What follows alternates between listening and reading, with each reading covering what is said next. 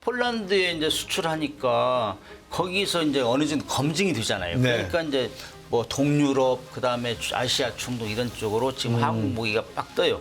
그래서 이제 한류 뭐 우리 뭐 BTS 같은 거 한류 뜨기까지 오래 걸렸잖아요. 근데 이 방위 산업은 불과 몇 년 사이에 확 떠버린 거예요. 그래서 K방산이라는 얘기가 나오는데 네. 그래서 그런 것 때문에 지금 어떤 분들은 이거 국뽕 아니야? 괜히 나와서 방송 나와서 막 자랑하고 그러는데 사실 가보면 괜찮아요. 우리 네. 한국 사람들이 솜씨가 좋아요. 네. 그리고 끈기가 있고 그다음에 제가 이제 국뽕이 아니라고 얘기할 수 있는 거는 우리 몽유식 교수님 만나 뵙고 시청자 여러분들께서 많은 궁금하신 점들이 있을 겁니다. 이게 진짜 국뽕 맞는 거 아니냐라는 분도 계실 거고 정말 우리 무기 체계가 그렇게 좋은 거냐.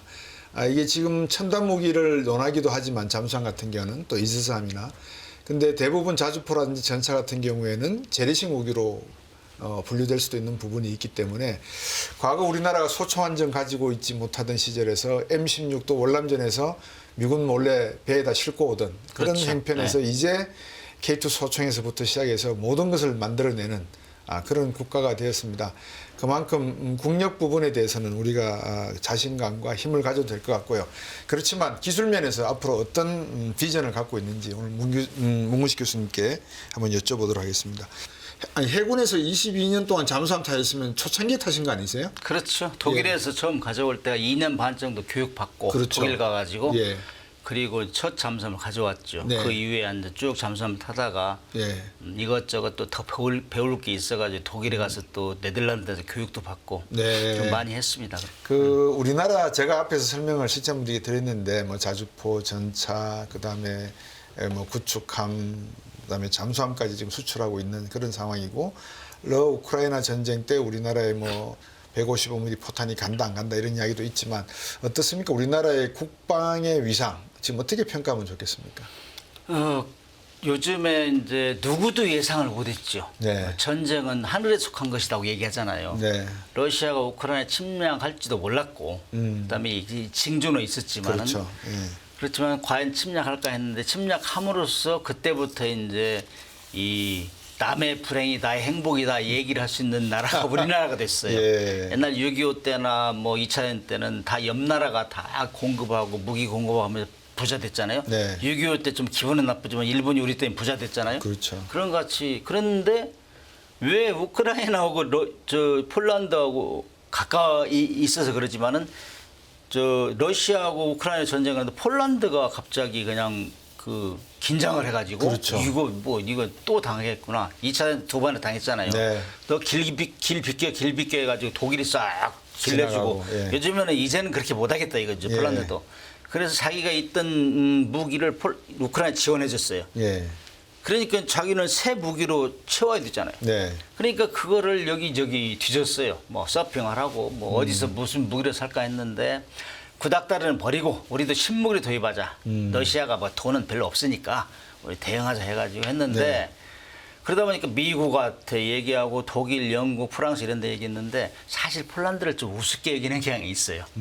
유럽이나 유럽 사회에서. 예. 예. 좀 너희들 뭐 기술 뭐 주면 너희들이 하겠느냐 좀 우습게 얘기하는 그랬더니 폴란드 입장에서 보면은 어느 정도 무기를 사오면 자기들이 카피를 하고 해서 자기들 생산해야 될 거 아니에요. 네. 영원히 사올 건 아니기 때문에. 그렇죠. 그러다 딱 보니까는 비교를 해보니까 한국이라는 나라가 보이는 것이죠. 예. 그래서 그래 무기를 보니까 뭐 K9 자주포, K2 전차 이런 것들은 뭐 K9 자주포 같은 경우는 뭐 연평해진도 쓰였고 K2 전차 같은 경우는 우리가 한국 사람 또 재주가 있잖아요. 머리도 있고 그래서 한국은 K2 전차 같은 건 미국의 에이브람스 전차. 네. 그 옛날 우리가 받아가지고 다 뭐 습득하고 우리 만들었잖아요. K1 전차 만들어냈잖아요. 예. 그다음에 거기다가 러시아 우리 빚 빌려 30억 달러 못 받아가지고 현금으로 준 거기에 이제 T-80 전차도 있었어요. 네. 양 기술을 다 종합한 거예요. 그래가지고 정말로 그 우리가 원하는 엑기스만 그 기능을 때문에. 예. 이렇게 좋은 것만 이렇게 했는데 그것이 이제 명품이 돼버린 거죠. 그리고 이제 러시아 끝까지 했기 때문에 북극에서도 작전을 잘할 수 있고. 네. 그러니까 그런 걸 다 서핑한 그러네요. 거예요. 그다음에 우리는 폴란드를 우습게 여기지 않잖아요. 그렇죠. 그다음에 우리는 전쟁이라는 그 암울한 걸 알기 때문에 당하지 않기 위해서 북한하고 계속 대치 상황을 뭐 근 70년을 했으니까 경쟁하고 미군의 기술을 또 습득하고 이렇게 네. 하면서 아주 좋은 무기를 만들어 온 것이죠. 네. 그래서 국민들께서 북한하고 대치하면 짜증도 났겠지만은 이런 효과도 있다. 이런 날이 온다는 걸 누구도 예측 못했죠. 그러나 네. 이제 우리는 전쟁을 하기 위해서는 우리는 통상 60일치를 가지고 있어요. 네. 그러니까 물량이 충분하잖아요. 예. 그다음에 이제 기술 가격도 싼 편이에요. 예. 왜냐하면은 우리는 대량 생산을 가동을 해요. 왜냐하면은 전쟁이 일어나면 바로 응해야 되기 때문에. 그런데 그렇죠. 유럽 같은 경우는 나토가 형성된 이후로부터는 유럽에서는 군비 증강에 신경도 안 썼어요. 뭐 연합방위니까. 네. 그래 돈만 어느 정도 되고 그냥 군비 증강 안 했어요. 예. 그렇기 때문에 나토 같은 데는 생산 라인, 탱크, 뭐 네오파르드 전차 뭐 이런 것들을 줄인 거예요. 예. 그러니까 폴란드는 빨리 좀 보내줘 하는데 보내줄 능력이 없죠. 우리는 뭐 61분 가지고 있고 예비탄도 가지고 있고 예비 전차도 가지고는 언제까지 보낼까? 당장 갖다 줘요. 배달의 민족이잖아요, 또 우리가. 그래서 가격, 예. 무기는 가격하고 그다음에 성능하고 납기 네. 이게 이 삼박자예요. 예. 근데 거기다가 이제 우리 같은 경우는 원래 선진국에서 후진국, 중진국에 무기를 팔 때는 돈을 빌려줘야 돼요. 우리가 러시아에 때 했던 같이. 네네네. 빌려주기 때문에 그것도 잘 빌려준다고 해서 우리가. 독일 이런 데는 잘 안 빌려줘요. 미국은 물론 잘 빌려주지만 그런 것들이 딱 맞으니까 우리하고 딱 짝짝꿍이 된 거예요.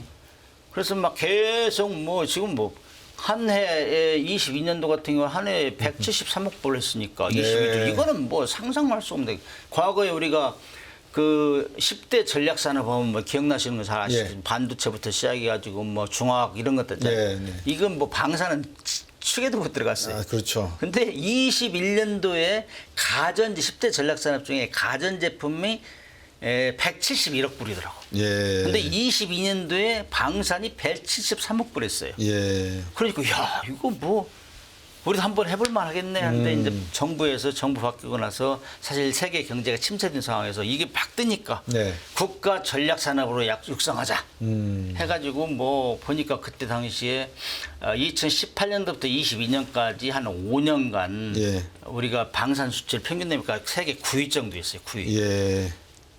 그런데 그 증가율 있잖아요. 매년 증가율 예. 74%가 세계 1위였다고. 오. 그러니까 뭐 이거 뭐 한번 해보자 해가지고 대통령이 막 창원에 가서 뭐 선전하고 뭐 홍보해주고 이래가지고 지금 막 뜨고 있고 폴란드에 이제 수출하니까 거기서 이제 어느 정도 검증이 되잖아요. 네. 그러니까 이제 뭐 동유럽 그다음에 아시아 중동 이런 쪽으로 지금 한국 무기가 빡 떠요.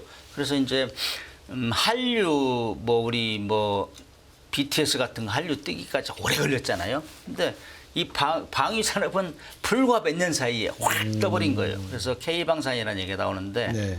그래서 그런 것 때문에 지금 어떤 분들은 이거 국뽕 아니야? 괜히 나와서 방송 나와서 막 자랑하고 그러는데 사실 가보면 괜찮아요. 우리 네. 한국 사람들이 솜씨가 좋아요. 네. 그리고 끈기가 있고 그다음에 제가 이제 국뽕이 아니라고 얘기할 수 있는 거는 전 잠수함을 탔기 때문에 저 잠수함을 독일에 가서 2년 반 동안 교육받고 독일 걸 가져왔단 말이죠. 네. 그거를 다 노하우를 습득해가지고 우리가 만들어낸 거예요. 2021년도에. 예. 3,000톤짜리 만들었는데 그 성능을 비교해 보면은 거기보다 낫다는 얘기예요. 독일 거보다. 우리나라 잠수함에서 지금 최고 톤수가 몇 톤급이고 잠대 함 공격 또 잠대 지상 공격 미사일을 쏠 수 있는 그러니까 대륙간 탄도탄 같은 것도 핵잠수함을 쏘지 않습니까?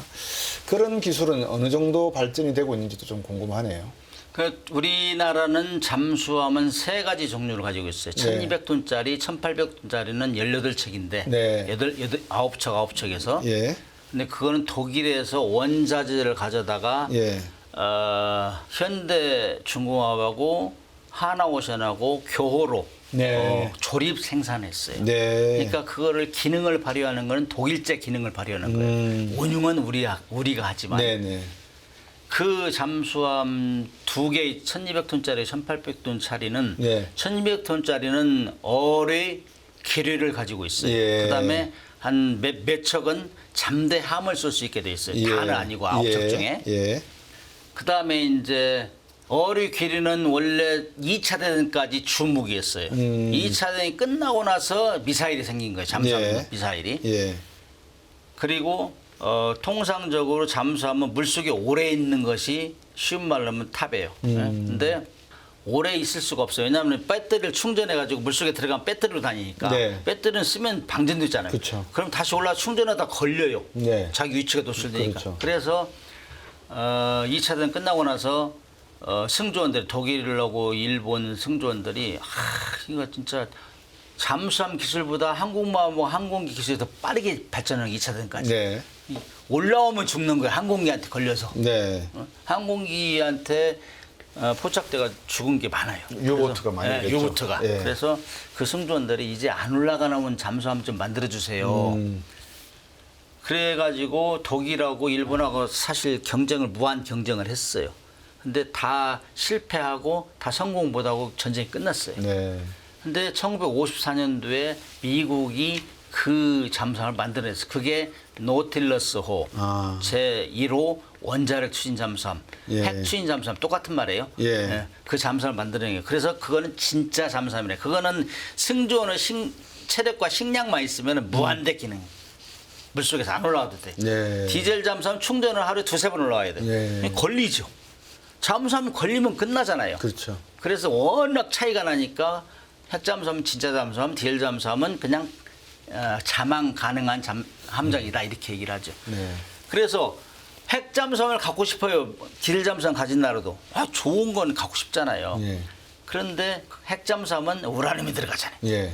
우라늄은 핵무기에 원료잖아요. 그렇죠. 그러니까 감시를 해요. 너 함부로 잠수함에 들어간다고 해놓고 핵무기 만들려고 하는 거 아니야? 미국과 IAEA 때 다 감시를 해요. 네. 그거를 정치적인 이유, 그다음에 기술적인 고난도 뭐 이런 것 때문에 돈도 좀 많이 들고 못하는 나라가 그러면은 핵잠수함보다는 못해도 그래도 기존의 디젤 잠수함은 아주 저속으로 11km 이하로 배터리 충전 안 하고 네. 딱 천천히 갈 수는 있어요. 그래도 그거를 한 3주 정도 한번 늘릴 수 있는 배를 좀 만들자.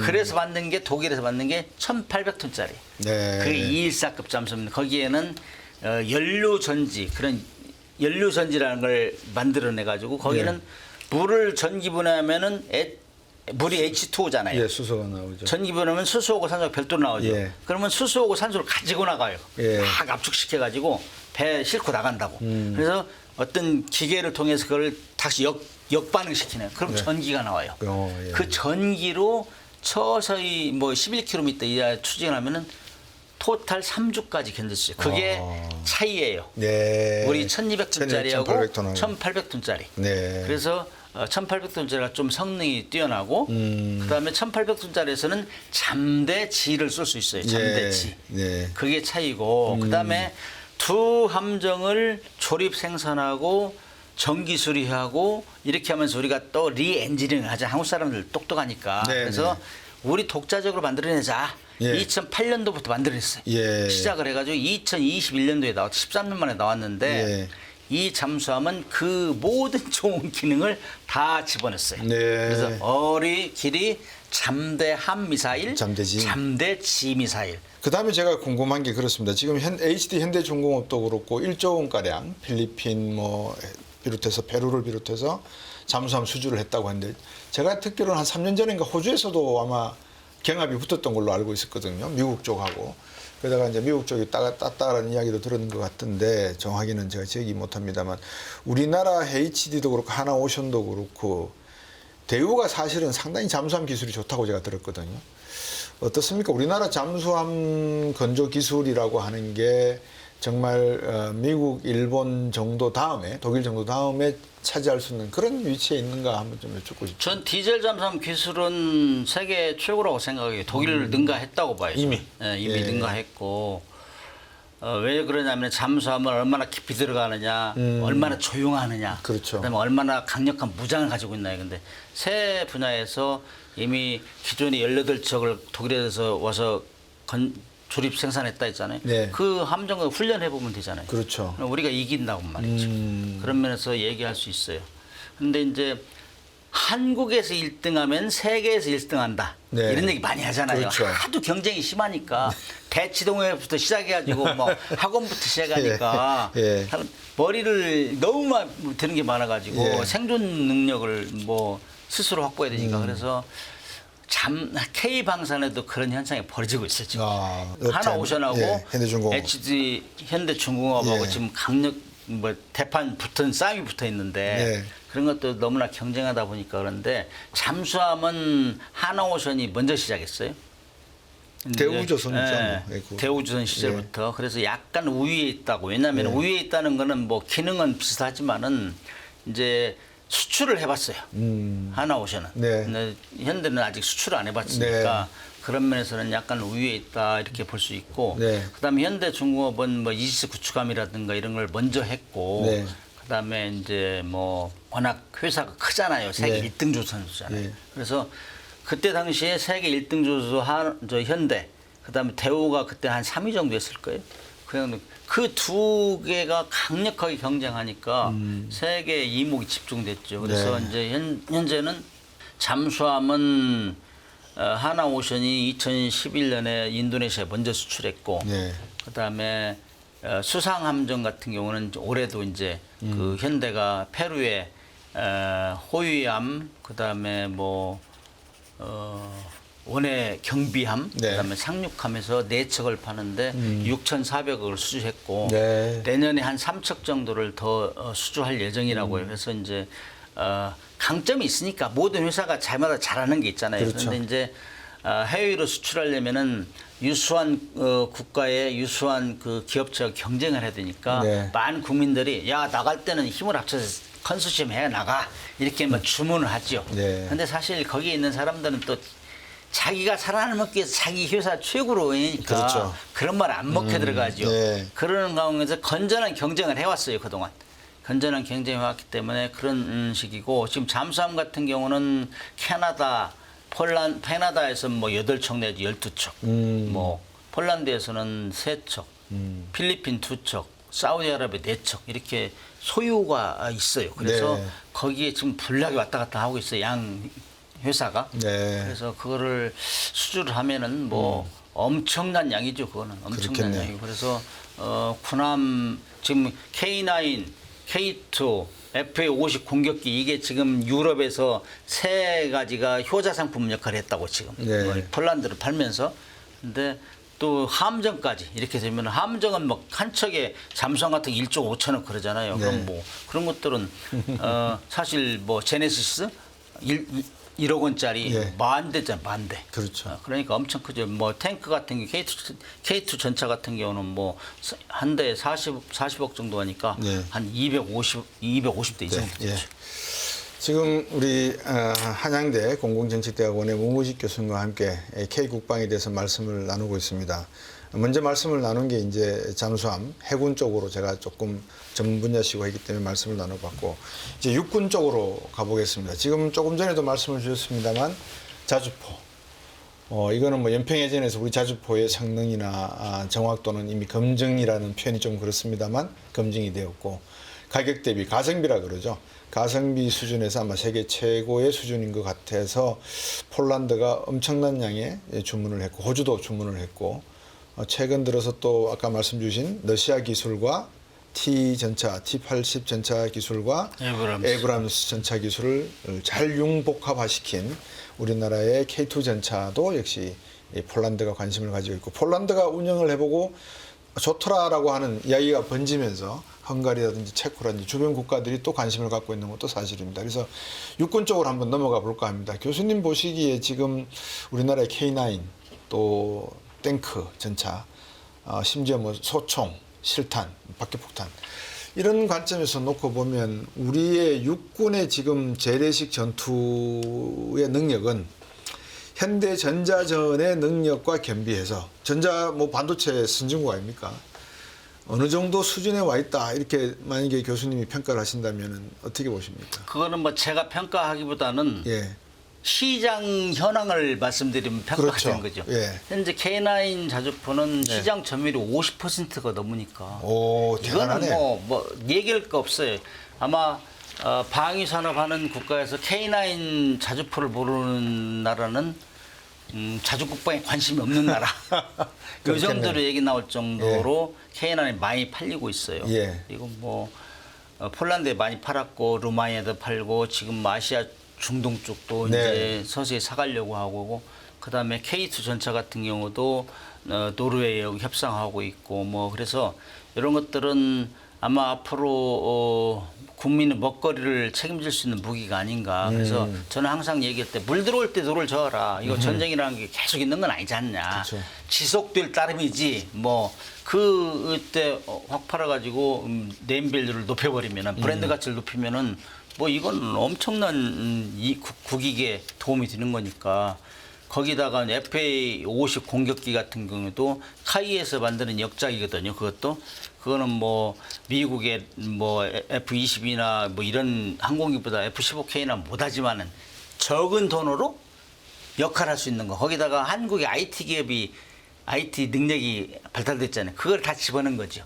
그러니까 뭐 이거 뭐 허접하게 보이는데 다양한 능력을 갖는단 말이지. 뭐 탐지 역할이라든지 공격하는 미사일이라든지 이런 것들. 그래서 그것도 이제 폴란드에서 인기가 좋아서 뭐 물론 그 방해하는 공작도 있어요. 뭐 컴플레인 걸어가지고 뭐가 잘못됐다 그런데 그런 건 어느 나라 다 있습니다.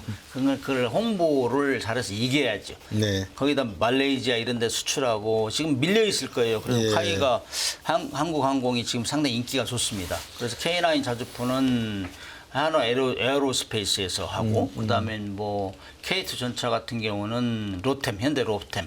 그다음에 FA-50 공격기 같은 거는 카이가 이제 거기다 플러스 카이는 KF-21까지 이제 수출을 활로로 개척하려고 하고 있어요. 네. 그다음에 뭐 함정 같은 거는 잠수함은 대우 한화 오션이 지금 막 세일즈를 강화하고 있고 네.